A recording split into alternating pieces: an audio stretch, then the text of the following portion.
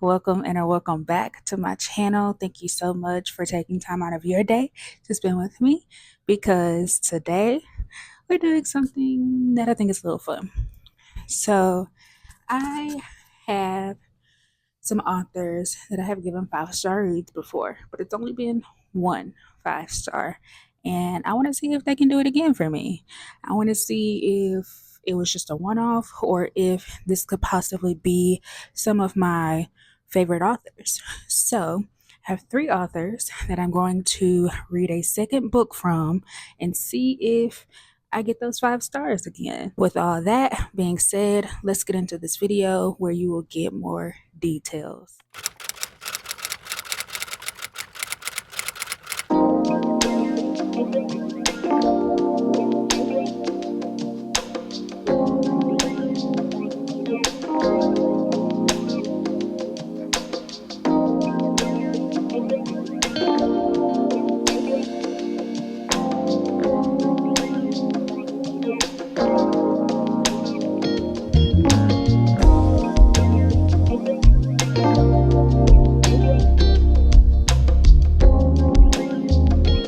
Okay, so I'm gonna be honest.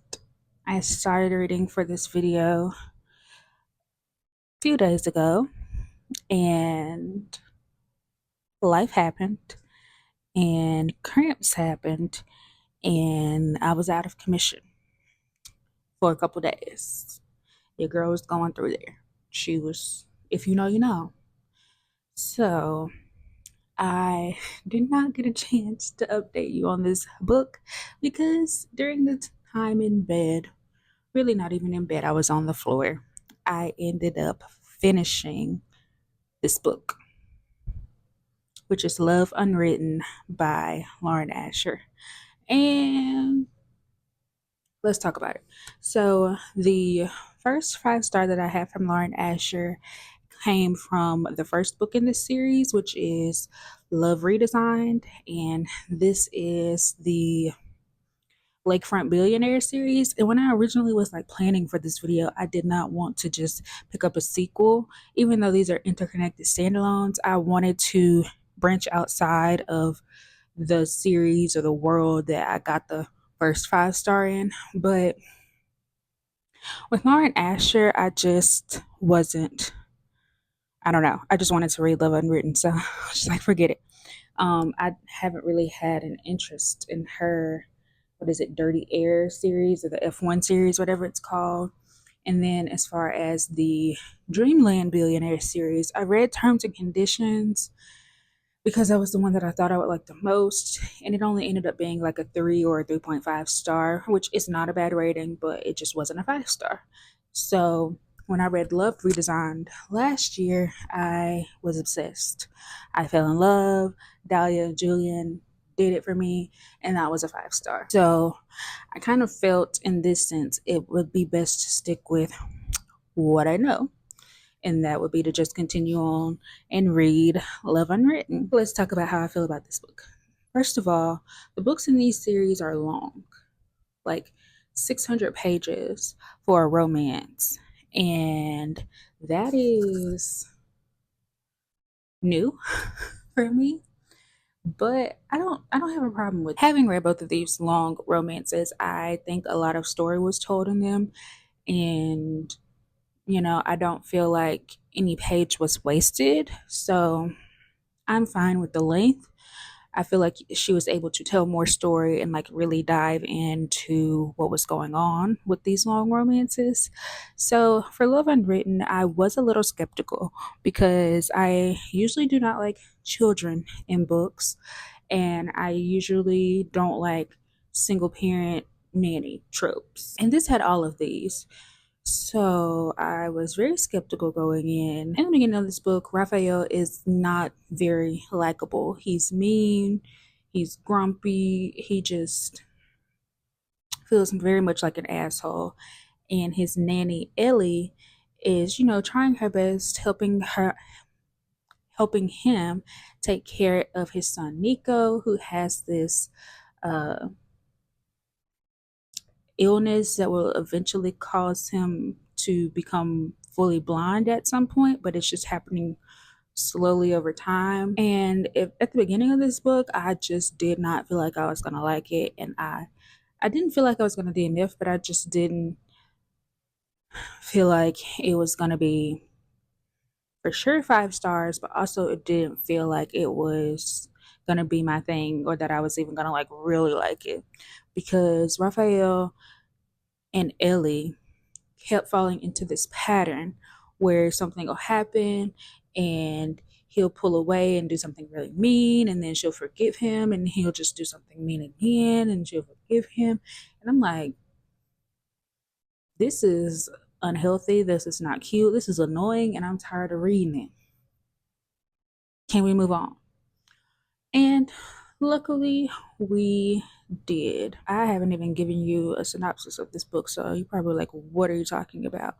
But this book follows Raphael, who is the cousin of Julian in the first book.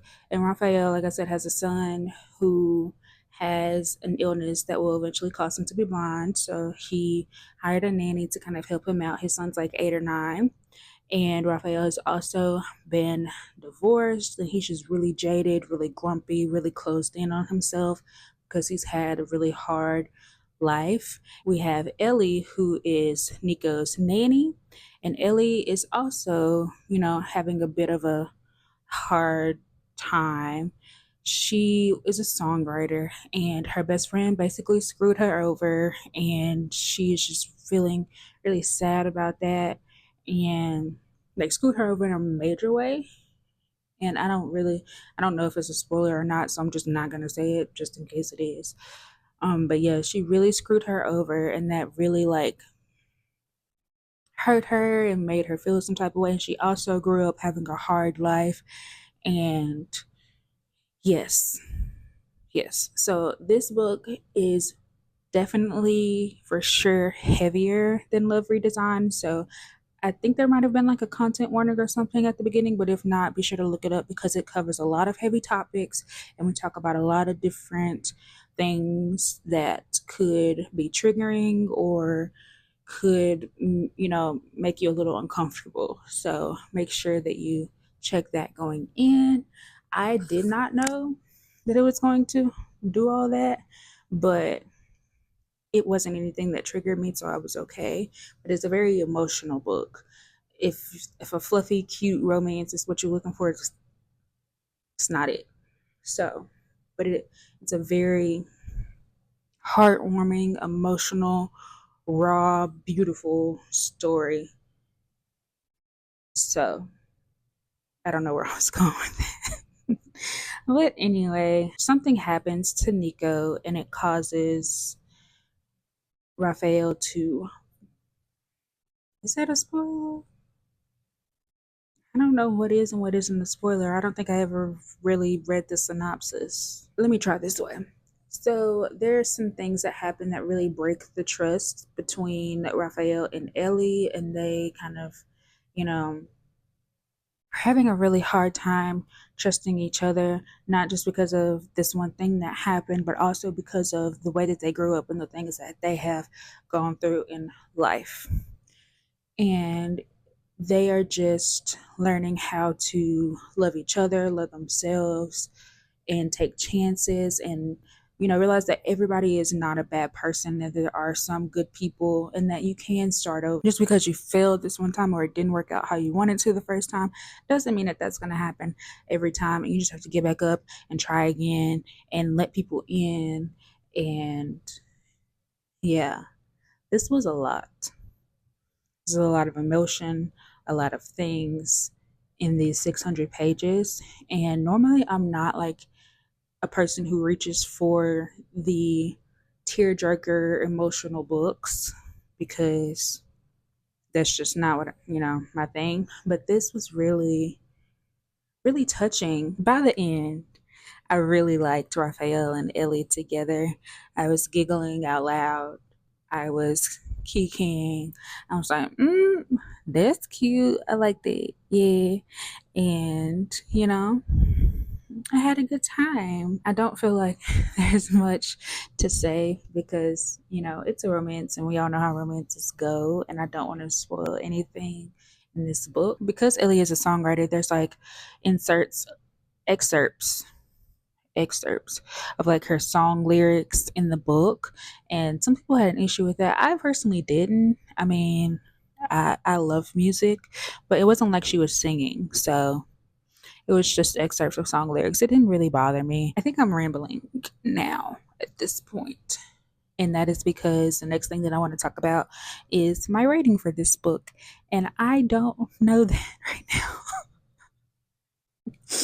I'm not really sure. It's sitting somewhere between a 4 star and a 5 star, which would make you think hey, maybe a 4.5, but not exactly because this could be a 5 star. This could be a 4 star. Could be a 4.5. I don't know. I need to sit on it a little longer. Sorry, not sorry, but you're not getting the rating for this right now. It'll be at the end when I do my wrap up, of course. Yeah, I definitely do recommend this book.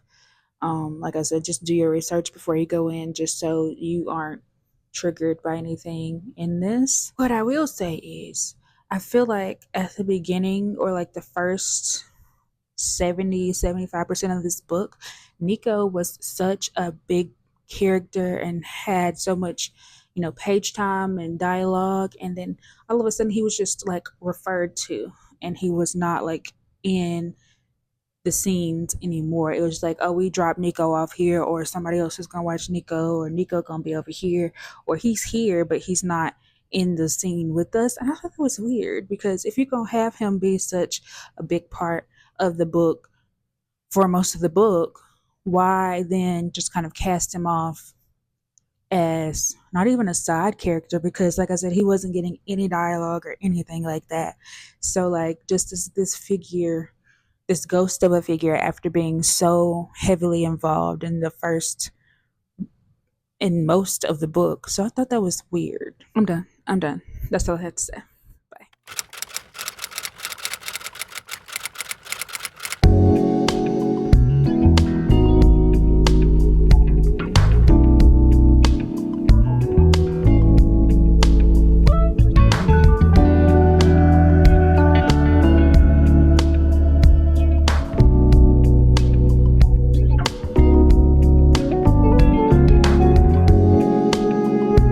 LOL at me not even coming to y'all with an update, but coming to tell you that I finished A Little Kissing Between Friends.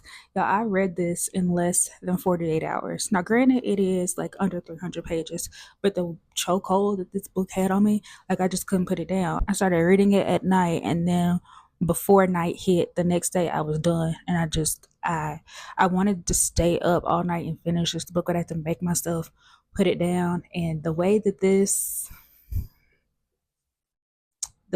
gave everything, the way that I love this book, the way that I am about to start screaming about this book, all the things. So let's talk about it. So this book follows Sin, and Sin is a music producer. She's a stud. She has basically known that she's been a lesbian her whole life, as basically since she's been a child. She is living in the scene, having fun, not really looking for a relationship, just out here. I wouldn't say she was out here wilding, but she was out here, she was outside. Sin has a best friend named Julissa, but Julissa is an exotic dancer and goes by the stage name Juicy. So Sin and Juicy are best friends. They've been kicking it together for a couple years, and they just, are always together. Juicy's around Sin's family all the time, and they have one of those relationships where people just assume that they're together, but they're not technically together, but they act like it. So they're out and they're having a good time, and this girl comes up to Juicy and is like fishing for information from Sin because she is like a well-known music producer, and Juicy feels some type of way about it, but she doesn't know she feels some type of way because she doesn't like the girl or because she likes Sin. And things happen, and it's basically like a friends to lover story. The thing that I really enjoyed about this book was that it was black. It was blickety black. Like some of the references in this book, it's like, did we all really like share the same experience growing up? Like how did everybody, like, how do we all know these things? Like, it's crazy. There was just a lot of references to Black culture, and I loved that. And I just was laughing out loud. I was kicking my feet. This book was very sexy, very spicy, very much gave all the things. And I had a really good time with it. I did have a few issues with this, and that's the only thing that stopped it from being a 5 star. And that was that Juicy has a son named Amani. Amani is not a character in this book necessarily. Like, he has a few speaking lines and heavy, like very light on the few. So he has a few speaking lines, but he is more just referred to. And I don't really mind that because, me and kids and books, no. Even though she was co parenting with Samir, who is like her best friend and Amani's dad, she didn't really have him in this book. Like, she didn't really keep her son. And there was all very convenient ways of why she didn't really have him at all. And I'm like, why are we harping on, basically it seems like she's doing it by herself, but she's really not. She really does have a community. And that conversation was had at the end of the book. So I was like, okay, good point, because Juicy is out here acting like she doesn't have anybody when she really has this strong community who has her back. And I'm like, girl, do you not see these people going up for you? Like, anyway, it was just weird to me. So Sin is a lesbian, but she does have some biphobia in her, and it's talked about, but it's not explained. So I'm really like, it was touched on, but not in the way that it should have been, because it came back up, and I just don't know that it was resolved in a way that made me feel comfortable. Yeah, it just wasn't resolved in a way that I really liked. I'm gonna put it that way. But because it was such a small part of the book, it didn't really taint my whole thing. But I could see how some people would like be side-eyeing this situation. With all of that being said, this was a 4.5. I really love this book. Chencia Higgins she's gonna do it for me. Like, she is doing it for me. That's 2 for 2. And now I want to go back and read Devon and Chris Have a Wedding, because like that is like heavy on my mind now, and I just want to go back into one of her worlds and like enjoy her writing, because I love it so much, and I had such a great time with this, and I think everybody should pick this up. It's a quick read. It's a great queer Black representation situation. I don't know what I was trying to say. Yeah, I had a really, really, really great time reading this book, and it's going on the favorites. That's all I got to say. It's going on the favorites.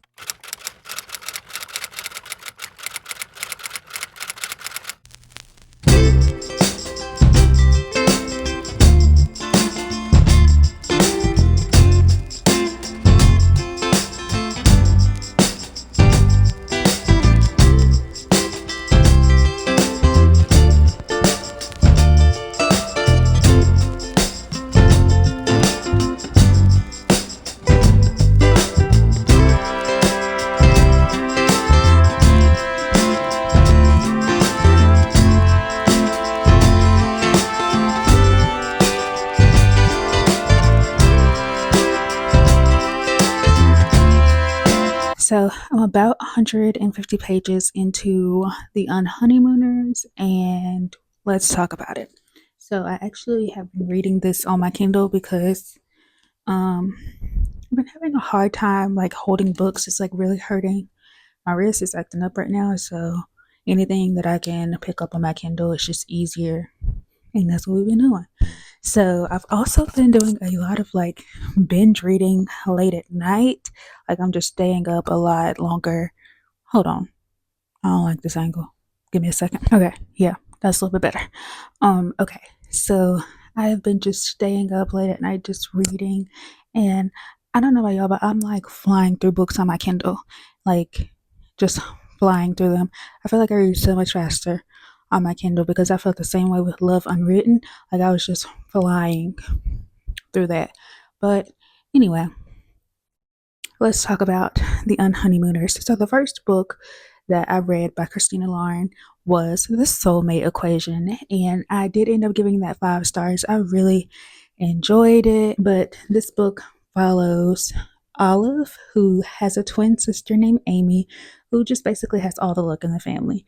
Amy is the sunshine twin. She's just the one that is, the most outgoing and the leader of the group of twins. And Olive is the one that's usually in the background, following whatever Amy wants to do. And she's a really bad string of bad luck. So, or that's what she believes anyway. At Amy's wedding, everyone who ends up eating at the buffet, which is everyone besides Olive and the groom's brother Ethan, everyone gets sick. And so Amy tells Olive to take her honeymoon because she won this honeymoon in some kind of sweepstakes. She did all the work to get it and she just doesn't want it to go to waste. So she tells her to pretend to be her and go on this honeymoon. Funny thing is, the groom told his brother the same thing. So eventually, Amy and Ethan decide to take this honeymoon together, even though they really don't like each other. Like, they just, snark at each other when they are talking, and Amy feel no. Olive, have I been calling her Amy? I don't know. Editing Aaron will fix it if I did it. I don't even remember now. But anyway, Olive and Ethan don't really like each other. Olive feels like Ethan has been rude to her since they met. So, whatever. So, they are on. Let me make sure I'm not spoiling. Okay. So, some circumstances happen, and Olive and Ethan need to pretend that they are married, not only because, they are taking this vacation in the place of Amy, and her groom was named Dane. So, they are pretending to be this married couple, but then they also run into some extra circumstances that require them to keep up this ruse more than they wanted to. And that's kind of where I am right now. They're just kind of settling into playing married, and it's awkward because they don't really know each other, but there's this tension because they both assume that neither one of them likes each other. So I'm interested to see where this goes. But I see Ethan like sliding in some lines like, Amy was feeling self conscious and he was like, "You look great, you always do." And she was like, "What?" And I was like, I knew it. I knew it. So, yeah, this is cute. I'm having a fun time with it. I have not, unfortunately, gotten 5-star feels just yet, but I'm only like 36% into this book. So there's time. There's time to build. And I think what will really sell this for me is the eventual romance anyway. So it'll all be in how that unfolds and how the fake unravels. And that's my favorite part of fake dating anyway, once they like realize, oh shit, we actually do like each other. So yeah, it's fun, it's quick, having a good time so far. I'm ready to see how everything unfolds.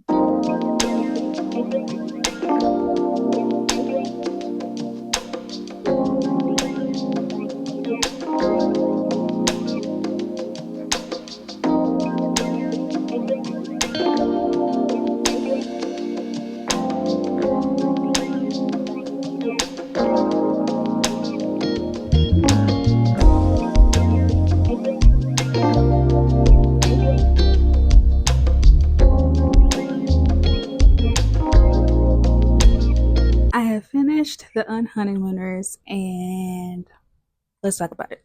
So I think I had a really good time with this. I flew through it, first of all. I think I read this in less than 48 hours. So this was fun to read. I did like Ethan and what's her name? Ethan and Olive together, but I did have some problems with their relationship because I'm not gonna spoil it, but like the way that Ethan acted, that wasn't right. That was rude, that was foul, and sir, you could have done a lot better job. Like, I was rooting for you, we were all rooting for you, and then you went and did this shit.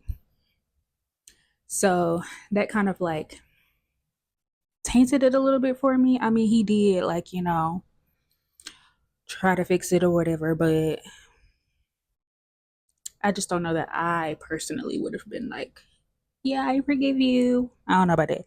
I did love Amy and what she did, and that's all I'm gonna say. Cause we stand a queen who gonna handle business, and that's what she did. She handled business. She stood on business, and period. So yeah, I did like the banter between Olive and Ethan, and I could tell from the beginning that he liked her. Like their first interaction, I was like, he trying to hide that he liked this girl. Why? And so that was obvious to me. I love when the man is down bad, when he falls first. Well, technically, I guess they fell at the same time. Whatever, doesn't matter. It was funny, it was cute, but it wasn't just spectacular to me. It didn't really stand out. Like, I feel like in a while I'll kind of forget the specifics of this. And even though I read the soulmate equation at this point years ago, I can still rattle off what happened and what I liked about it. I don't remember character names now. I'm never going, beat those allegations. But I still can tell you what went on. And I just don't think that this one will have that same lasting impact on me. With all of that being said, this ended up being a 3.5 star. I had a really good time. It was quick, it was fun, it was cute. I will say that I don't know if all of them are this way because I know earlier on they wrote really spicy books. I think that the newer Christina Lauren books are closed door. They do feature some kind of like sexy talk and like, I don't know, use of the F word, but it is closed door spice. So if you are looking for something like that, then I think this will be up your alley. I think it was closed door. It was either closed door or it was just like a one on the scale of 1 to 5. So light spice or closed door. If you're looking for that, I would give this a shot. It was really good and I had a fun time with it.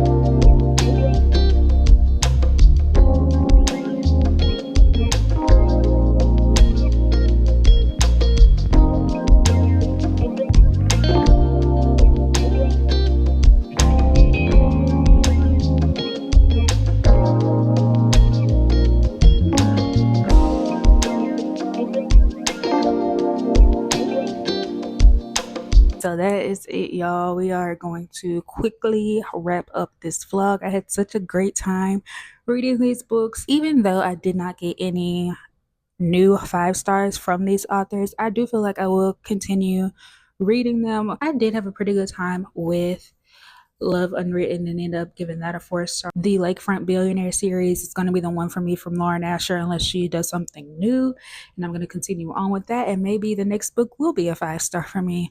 I mean, this is still a really great series with a 5 star and a 4 star, so I can't really complain about that. And then my girl Chencia Higgins coming in with the 4.5. Like, one more book for me and she will be on the list of my favorite authors because she's killing it as far as my personal taste and how I'm just having fun reading these books. Yeah, I definitely will still be picking up some Christina Lauren. I still have some of my physical TBR that I plan on reading. They're just really fun romances and I like the banter and the chemistry between the couples. And that's what really matters to me the most. So I don't know about Lauren Asher or Christina Lauren being a favorite author of mine, but I do still plan on reading them, and hopefully we will find some more 5 stars that they come out with, but we'll just have to see. So thank y'all for taking time out of your day to spend with me and watching this video. Let me know in the comments if you've read from any of these authors and what your favorite book from them was. I might just give it a shot. It might work for me. So with all that being said, thank y'all so much again for sharing, subscribing, commenting, all the things that you do to support my channel. And have a great day, and I will catch you in the next one. Bye.